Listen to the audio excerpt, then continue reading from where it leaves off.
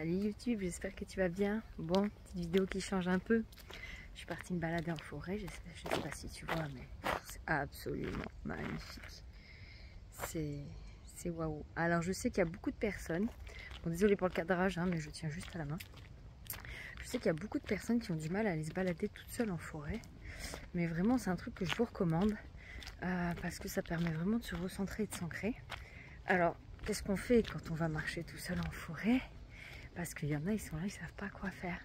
Et bien tout simplement vous marchez et vous prenez le temps d'observer les arbres, d'observer tout ce qu'il y a en fait. Si vous voyez des insectes, regardez, si vous voyez des insectes, vous observez les insectes, comment ils se meuvent, comment ils se meuvent, le bruit des oiseaux, écoutez le bruit des oiseaux, ressentez l'air frais sur votre peau. Voilà, il faut vraiment ressentir, prendre le temps de ressentir des choses et d'écouter, d'observer, d'être pleinement présent, et vous allez voir que ça va vous faire beaucoup de bien, et sur votre stress, ça va vous aider à redescendre le stress. Parce qu'en plus, il faut savoir que dans la nature, ça permet de... ça dégage des ions négatifs qui vous permettent de vous apaiser. Donc, ou ça absorbe les ions négatifs. Je sais plus lequel des deux, je regarderai, je vous mettrai sous la vidéo.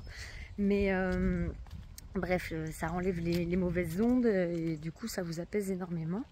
Donc c'est vraiment quelque chose qui est important à faire, et je trouve ça important aussi d'apprendre à passer du temps seul avec soi, puisque c'est une forme de liberté finalement. On n'est pas dépendant d'être toujours avec quelqu'un, on peut faire des choses tout seul et finalement on est libre de tout, de notre vie, parce que je vois des gens, c'est des prisons en fait, ils sont en permanence obligés d'être en compagnie d'autres personnes. Et finalement, ils sont dépendants. C'est de la dépendance finalement, et c'est dur quoi. Moi, quand j'étais plus jeune, j'étais un peu comme ça. Alors après, j'ai eu mon chien, donc ça allait. Avec mon chien, je bougeais beaucoup. Et puis j'ai perdu mon chien, donc après, pendant un moment, pareil, je faisais plus grand chose et je me suis remotivée. J'essaie de vous regarder là dans l'objectif, mais c'est pas toujours facile. Et voilà, j'ai retrouvé ce truc-là de passer du temps presque en permanence. Moi, il faut dire, je suis quelqu'un d'introverti, même si plus jeune je pensais être extraverti parce que j'étais très folle, mais j'aime passer du temps seule dans le calme pour me retrouver, même si j'aime voir des gens aussi, hein. Les deux me font du bien, mais pas avec n'importe qui, n'importe comment. Et voilà quoi, c'était pour vous dire, franchement, testez, n'y allez pas longtemps au début, ou alors prenez-vous la musique, vous la mettez juste dans une oreille, pas les deux, parce que les deux ça vous déconnecte, moi je trouve. Vous mettez qu'une oreille au début, vous écoutez un petit podcast, et puis quand vous arrivez au niveau d'une forêt ou de la nature, vous enlevez, vous essayez un petit peu, ou s'il y a une rivière, posez-vous au bord de la rivière, prenez le temps de regarder l'eau, d'essayer de bien respirer, de vous étirer, de ressentir vraiment les choses, le vent sur votre peau, tout ce qui se passe autour de vous, quoi. De faire les choses en conscience, parce que c'est vrai qu'on est dans une société où on fait plus du tout les choses en conscience, on est déconnecté de tout. Justement, on écoute de la musique en faisant du ménage, en faisant 10 trucs à la fois, donc on est complètement déconnecté de tout et de notre vie finalement.